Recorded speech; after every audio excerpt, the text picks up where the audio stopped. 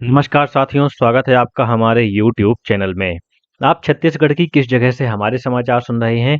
कृपया comment box में लिखकर हमें जरूर बताएं। साथ ही हमारे चैनल को सब्सक्राइब करना ना भूलें। रायपुर से प्रस्तुत हैं छत्तीसगढ़ के प्रादेशिक समाचार। समाचारों के साथ मैं विपिन शुक्ला। पहले मुख्य समाचार। मुख्यमंत्री ने प्रदेश से आयात निर्यात को प्रोत्साहित करने के लिए नवा रायपुर में लॉजिस्टिक हब के निर्माण की जरूरत बताई। प्रदेश के विभिन्न हिस्सों में लगातार बारिश से सामान्य जनजीवन प्रभावित हुआ।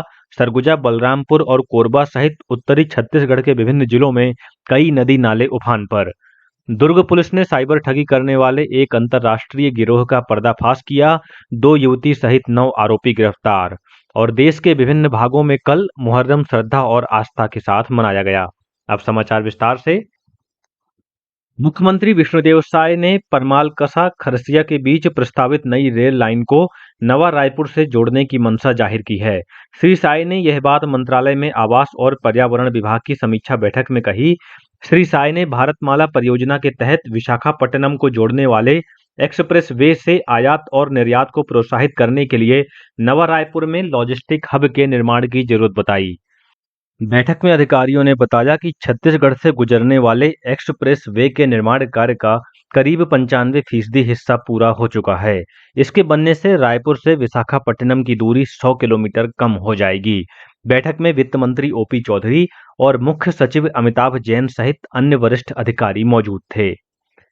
प्रदेश में मानसून पूरी तरह से सक्रिय है। इसके असर से राज्य के अधिकांश इलाकों में लगातार बारिश हो रही है, जिससे जनजीवन अस्त व्यस्त हो गया है और नदी नाले भी उफान पर हैं। राजधानी रायपुर और आसपास के इलाकों में 2 दिन से रुक रुक कर लगातार बारिश हो रही है। उधर बलरामपुर जिले के राजपुर क्षेत्र में भी कल रात से लगातार बारिश के कारण ओकरा गेउर नदी उफान पर है। इसके चलते क्षेत्र में घंटों आवागमन बाधित रहा और ओकरा, पतरापारा, अमदरी, कोरगी, खुमरी और डीगनगर गांवों का सड़क संपर्क टूट गया है। जिले में गागर, गोपालपुर और बासेन नदी के अलावा पुल, पुलिया और नाले भी पानी से पूरी तरह लबालब हैं। इस बीच राजपुर अंबिकापुर सड़क मार्ग पर कल सुबह एक वाहन अनियंत्रित होकर गागर नदी में गिर गया। हालांकि स्थानीय लोगों की मदद से वाहन चालक और अन्य लोगों को नदी से सुरक्षित बाहर निकाल लिया गया। वहीं कोरबा जिले में बीते 4 दिनों से लगातार हो रही मूसलाधार बारिश से न केवल सड़कों बल्कि घरों और दुकानों में भी पानी घुस गया है। पूरे जिले में शहर से लेकर गांव-गांव तक पानी ही पानी नजर आ रहा है। कहीं-कहीं पुल पुलिया बह जाने से कई गांवों का मुख्य मार्ग से संपर्क टूट गया है। कुसमुंडा के लक्ष्मण नाला में पानी पुल के 4 फीट ऊपर से बह रहा है, जिससे आवागमन पूरी तरह बाधित हो गया है। पानी के तेज बहाव के चलते कुचेना पुल टूट गया है और यहां पर एक 4 पहिया वाहन फंस गया है। खबर मिली है कि आसपास के इलाकों में पानी भरने के कारण कई लोग घरों में फंसे हुए हैं। इसी तरह सरगुजा, कोरिया और बस्तर जिले के अधिकतर हिस्सों में बीते 36 घंटों से भारी बारिश होने के समाचार मिले हैं। इस बीच मौसम विभाग ने आगामी 2 दिनों के दौरान प्रदेश के कई हिस्सों में भारी बारिश होने की चेतावनी दी है। खास तौर पर उत्तरी और मध्य हिस्सों के लिए अलर्ट जारी किया गया है। वहीं प्रदेश के कई हिस्सों में तेज हवाएं चलने और आकाशीय बिजली गिरने की आशंका जताई गई है। ख्यात चिंतक और शिक्षाविद डॉक्टर श्यामा प्रसाद मुखर्जी की जयंती के अवसर पर कल प्रधानमंत्री नरेंद्र मोदी ने उन्हें नमन करते हुए कहा कि डॉक्टर मुखर्जी के आदर्श और सिद्धांत विकसित तथा आत्मनिर्भर भारत के निर्माण की दृष्टि से मूल्यवान हैं। वहीं छत्तीसगढ़ के मुख्यमंत्री विष्णुदेव साय ने भी कल रायपुर स्थित अपने निवास कार्यालय में डॉक्टर मुखर्जी के छायाचित्र पर पुष्प अर्पित कर उन्हें अपनी श्रद्धांजलि अर्पित की। मुख्यमंत्री श्री साय ने कहा कि डॉक्टर मुखर्जी का जीवन राष्ट्रभक्ति, निस्वार्थ सेवा और अखंड भारत के प्रति अटूट संकल्प का प्रतीक है। इसी तरह छत्तीसगढ़ विधानसभा परिसर स्थित सेंट्रल हॉल में डॉक्टर श्यामा प्रसाद मुखर्जी के तैलचित्र पर राज्य विधानसभा सचिव दिनेश शर्मा ने पुष्पांजलि अर्पित की। मुख्यमंत्री विष्णुदेव साय ने कल वर्चुअल रूप से कबीरधाम जिले के लिए 72 करोड़ 73 लाख रुपए से अधिक के विकास कार्यों का लोकार्पण और भूमि पूजन किया। इस मौके पर मुख्यमंत्री ने रणवीरपुर में नवीन उप तहसील की स्थापना, आगामी शिक्षा सत्र से वीरेंद्र नगर में महाविद्यालय शुरू करने और पंडरिया में 250 सीटर नवीन नालंदा परिसर बनाने की घोषणा की। इस कार्यक्रम से मुख्यमंत्री के साथ वर्चुअल रूप से विधानसभा अध्यक्ष डॉक्टर रमन सिंह और उप मुख्यमंत्री विजय शर्मा भी जुड़े। वहीं पंडरिया में आयोजित कार्यक्रम में विधायक भावना बोहरा मौजूद रहीं। दुर्ग पुलिस ने कॉल सेंटर खोलकर साइबर ठगी करने वाले एक अंतर्राष्ट्रीय गिरोह का पर्दाफाश करने में सफलता हासिल की है। इस मामले में 2 युवतियों सहित 9 आरोपियों को गिरफ्तार किया गया है।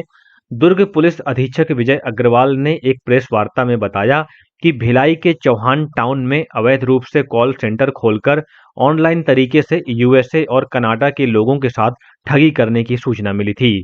आरोपी फर्जी लिंक के माध्यम से विदेशियों के कंप्यूटर और मोबाइल में वायरस बग भेजकर उसे ब्लॉक कर देते थे और इसे हटाने के बदले पीड़ितों से यूएसडीटी और क्रिप्टो करेंसी के जरिए ठगी की रकम डॉलर के रूप में ई वॉलेट में जमा कराते थे।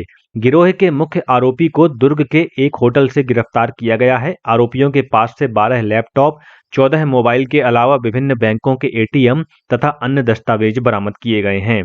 उधर जांजगीर चांपा जिले के चांपा स्थित सार्वजनिक वितरण प्रणाली के राशन दुकान में करीब 17 लाख रुपए की गड़बड़ी करने के मामले में दुकान संचालक को पुलिस ने गिरफ्तार किया है। चांपा पुलिस ने बीते 4 मई को आरोपी के खिलाफ मामला दर्ज किया था, जिसके बाद से आरोपी फरार था।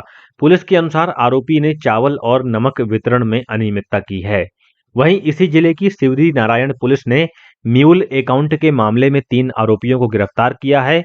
इससे पहले पुलिस ने इस मामले में कल भी 6 आरोपियों को गिरफ्तार किया था। पुलिस को पता चला था कि जिले के कुछ लोगों के द्वारा पश्चिम बंगाल, बिहार, झारखंड, केरल, तमिलनाडु, आंध्र प्रदेश, दिल्ली, गुजरात, राजस्थान जैसे अन्य राज्यों से साइबर ठगी के मामले में खातों का संचालन किया जा रहा है। इस पर सिवरी नारायण पुलिस ने जांच के बाद अब तक कुल 9 आरोपियों को गिरफ्तार किया है। छत्तीसगढ़ उच्च न्यायालय ने जेल बंदियों के परिजनों से वसूली के मामले को बेहद गंभीर मानते हुए डीजीपी जेल को नोटिस जारी कर शपथ पत्र के साथ जवाब पेश करने के निर्देश दिए हैं।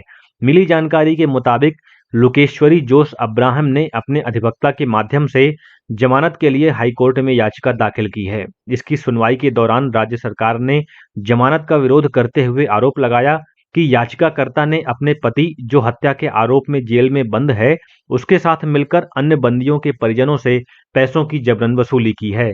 ये राशि विभिन्न बैंक खातों में जमा कराई गई, जिनमें से एक खाता आवेदिका का भी है। राज्य शासन के इस खुलासे के बाद हाईकोर्ट ने जेल महानिदेशक को नोटिस जारी कर आगामी सुनवाई से पहले व्यक्तिगत शपथ पत्र के माध्यम से जवाब पेश करने के निर्देश दिए हैं। इसके अलावा अदालत ने इसी अपराध से जुड़े एक अन्य सह आरोपी की जमानत याचिका को इस मामले के साथ सूचीबद्ध करने के निर्देश भी दिए हैं। कोरबा जिले के कटघोरा अंबिकापुर राष्ट्रीय राजमार्ग पर एक तेज रफ्तार 4 पहिया वाहन ने मोटरसाइकिल सवारों को टक्कर मार दी। इस हादसे में 2 लोगों की मृत्यु हो गई है, जबकि एक अन्य युवक की हालत गंभीर बनी हुई है। आरोपी वाहन चालक को गिरफ्तार कर लिया गया है। वहीं इसी जिले के दीपका क्षेत्र में रैनपुर के पास कल सुबह यात्री बस और मोटरसाइकिल के बीच आमने सामने से भिड़ंत हो गई।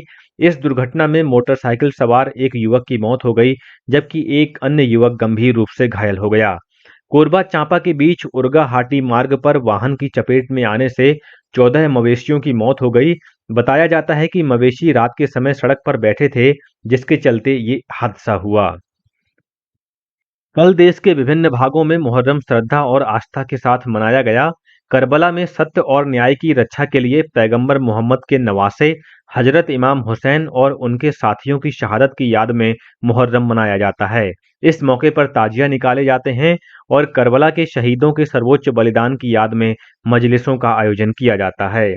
इधर छत्तीसगढ़ में भी मुहर्रम के मौके पर राजधानी रायपुर सहित कई शहरों में ताजिए निकाले गए। रायपुर के करबला में भी हजरत हुसैन की बड़ी कुर्बानी को याद करते हुए मजलिसों यानी धार्मिक बैठकों का आयोजन रात में किया गया।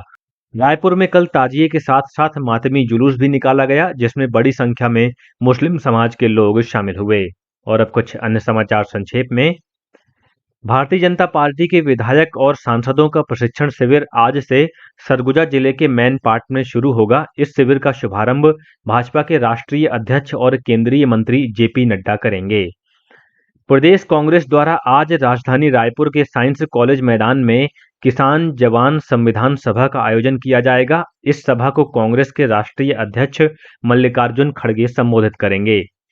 एक पेड़ मां के नाम अभियान के तहत मुंगेली जिले के ग्राम लोकड़िया और रामपुर में प्रधानमंत्री आवास योजना के 50,000 हितग्राहियों के निवास परिसरों में 1 लाख से अधिक पौधे रोपे गए। हर आंगन में हरियाली बढ़ाने की इस पहल को golden book of world records में दर्ज किया गया है। इस कार्यक्रम में उप मुख्यमंत्री अरुण साव मुख्य अतिथि के रूप में शामिल हुए और छत्तीसगढ़ उच्च न्यायालय ने सहायक उप निरीक्षक वाहन चालक के पद पर जारी पदोन्नति आदेश के खिलाफ दायर याचिका पर सुनवाई करते हुए इसके निष्पादन पर रोक लगा दी है। इसके साथ ही पुलिस महानिदेशक और अतिरिक्त पुलिस महानिदेशक छत्तीसगढ़ सशस्त्र बल से इस संबंध में जवाब मांगा है। इसके साथ ही रायपुर से प्रसारित छत्तीसगढ़ के प्रादेशिक समाचारों का ये बुलेटिन समाप्त हुआ। नमस्कार।